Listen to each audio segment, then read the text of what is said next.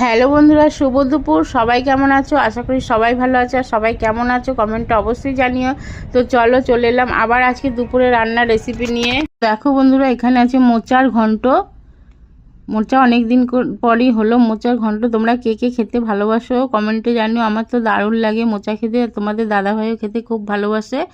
আর এখানে হয়েছে কাঁচা সিলভার কাপ মাছের ঝাল, মানে মাছটা আমি ভেজে করিনি, এটা কাঁচাই সব মেখে একসাথে মশলা মেখে বসিয়ে দিয়েছি। আর মাছটা অবশ্যই বড় হতে হবে। সিলভার কাপ মাছের ওয়েটটা 2 থেকে 2.5 কিলো হলে তবে এরকম কাঁচা মাছের ঝাল করলে খেতে ভালো লাগবে। আর আমি এর মধ্যে দিয়েছিলাম কিন্দুরি আর ঢ্যাঁড়স। দেখো বন্ধুরা, তোমরা দেখেই বলো তো, দেখে তো ভালো লাগছে, খেতেও দারুণ হয়েছিল। আর তোমরা যদি এরকম রেসিপি জানতে চাও এই কাঁচা মাছের ঝাল কী করে করি, তো অবশ্যই কমেন্টে জানিও, আমি রেসিপি ভিডিও দিয়ে দেবো।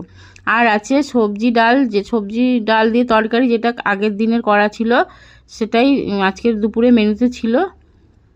তো দেখো বন্ধুরা, আমার দুপুরে খাবার রেডি।